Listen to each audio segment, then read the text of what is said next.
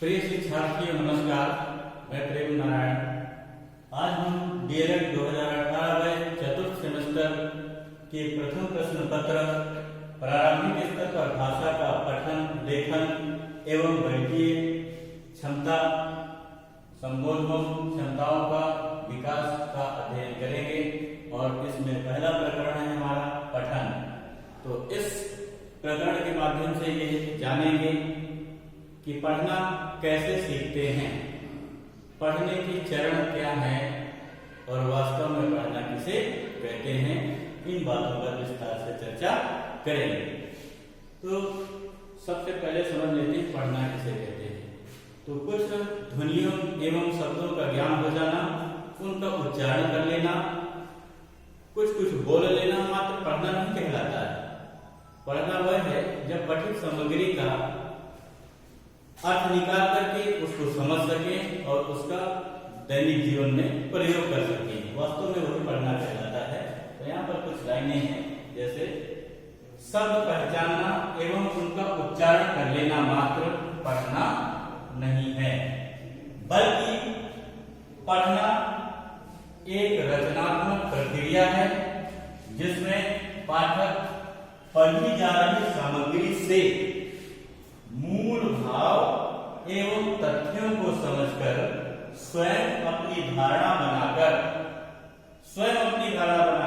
नया अर्थ निर्माण करते हुए ग्रहण किए हुए ज्ञान का व्यवहारिक जीवन में प्रयोग कर ले, इसे ही पढ़ना कहेंगे।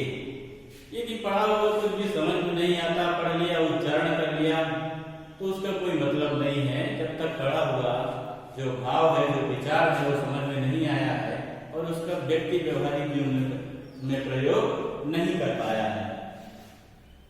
तो अब ये जानेंगे कि पढ़ना सीखने से पूर्व की जो बातें हैं वो कौन कौन सी हो सकती हैं। कि बातों को सीखना बहुत ही जरूरी होता है ताकि अच्छे से पढ़ना आ जाए। तो सबसे पहला है अक्षर ज्ञान या ध्वनियों का ज्ञान। तो प्रारंभिक कक्षाओं में बालक जब स्कूल आता है उसके पहले से ही बहुत सारी चीजें जान रहा होता है, लेकिन जब वो स्कूल आता है तो सबसे पहले उसको अक्षर ज्ञान, वर्ण ज्ञान, ध्वनियों का ज्ञान निरंतर अभ्यास कराते हुए अच्छे से करा देना चाहिए। उसमें कहीं कोई कमी नहीं रह जाना चाहिए, वही पढ़ने की मजबूत सीढ़ी होती है। और दूसरा है शब्द पहचान। इसको एक शब्दावली में डिकोडिंग ही कहते हैं, शब्द पहचान।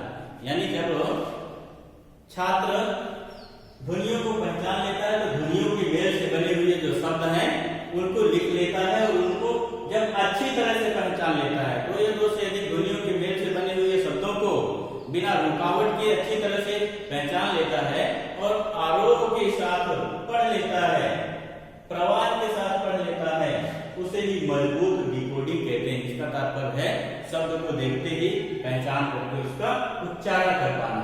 यदि वो शब्द को पढ़ ही नहीं पाता है तो अर्थ उसके समझ में कभी भी नहीं आएगा। तो शब्द पहचान सिखाना बड़ा ही जरूरी होता है। और तीसरा है अर्थ निर्माण। कोई भी छात्र या पाठक अर्थ निर्माण तभी कर पाएगा जब वह भाषा को अच्छे से लिखना, पढ़ना और बोलना जानता होगा। यदि वो पढ़ नहीं पाएगा तो कभी भी अर्थ निर्माण नहीं कर पाएगा। तो अर्थ निर्माण कहते किसे हैं? यहाँ पर संक्षेप में है, जब पाठक पाठ पर अपनी समझ बनाने के लिए न केवल उसे शाब्दिक तौर पर समझता है, बल्कि पाठ से परे जाकर वाक्यों एवं अनुच्छेदों में छिपे हुए अर्थ को समझ लेता है। यदि वाक्य या जो अनुच्छेद है उनमें जो निहित अर्थ है, यदि उसको ही कोई छात्र नहीं समझ पाया तो फिर उसके लिए पढ़ना कोई मायने नहीं रखता है। जब वाक्य में एवं अनुच्छेदों में निहित अर्थ को जब समझ लेता है उसे ही पढ़ना कहते हैं। और ये मान लिया जाता है कि वो अर्थ निकालना सीख गया। तो अर्थ निकालने के भी 3 चरण हैं, जिनमें से पहला है तथ्य आधारित समझ।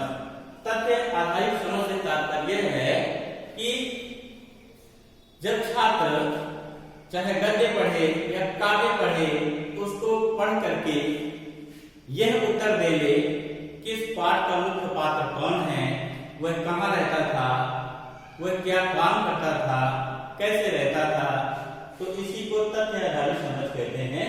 और दूसरा है अर्थ निर्माण, यानी जब प्रारंभिक स्थिति को पार कर लेगा तभी वो पढ़े हुए से अर्थ बना पाएगा। यानी पाठ, यदि पूरे पाठ को पढ़ करके छात्र उस पाठ के सारांश को सुना देता है, पाठ की प्रमुख बातों को बता देता है, इसे ही अर्थ निर्माण करना कहते हैं कि वह पाठ को पढ़ करके अर्थ को निकाल ले रहा है। और तीसरा सबसे महत्वपूर्ण बिंदु है समृद्ध समझ। समृद्ध समझ का तात्पर्य होता है एक मानसिक रूप से परिपक्व व्यक्ति, यानी पढ़ने के बाद किसी पाठ को अच्छी तरह से वो समझ गया है और समझने के उपरांत धारा प्रवाह पढ़ने के बाद वह उस पाठ का विश्लेषण, संश्लेषण और मूल्यांकन कर लेता है और जो पाठ की मुख्य बातें हैं उनको जान करके निष्कर्ष रूप में सब कुछ बता देता है। इसे ही समृद्ध समझ कहते हैं।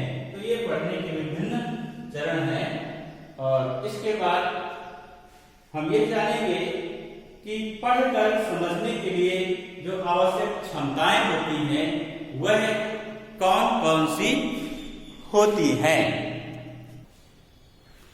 तो पढ़कर समझने के लिए जो आवश्यक क्षमताएं हैं उनको क्रमबद्ध तरीके से इस प्रकार समझाने का प्रयास कर रहा हूं।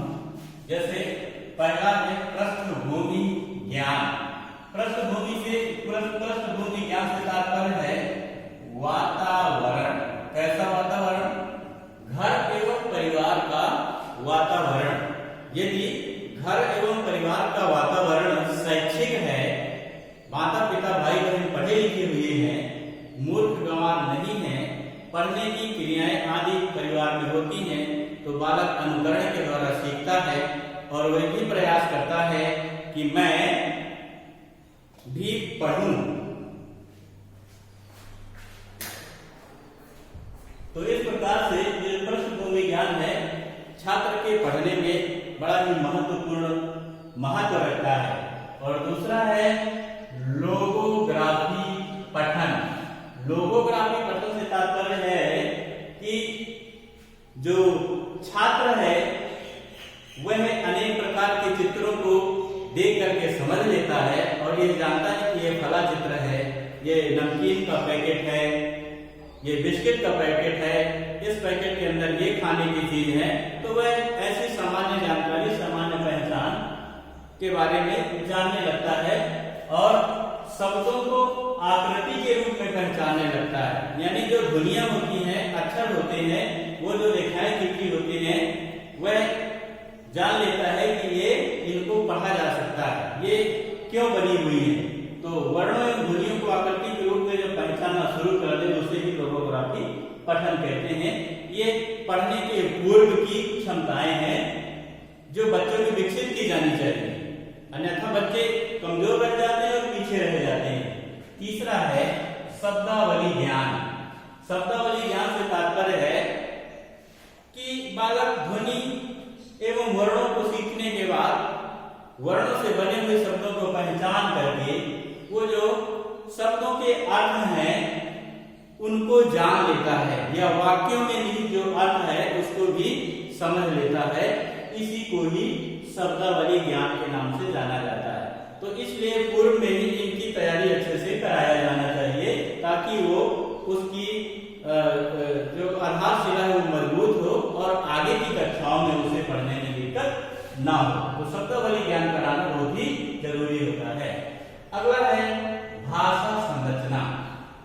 जब बालक अक्षरों को सीख लेता है, अक्षरों के मेल से शब्दों को बना लेता है, शब्दों के मेल से वाक्य बना लेता है और उसको काफी हद तक व्याकरण का ज्ञान हो जाता है, तो व्याकरणिक आधार पर यानी पहले उसे ये पता हो जाता है कि पहले कर्ता होगा, फिर कर्म होगा, फिर क्रिया होगा।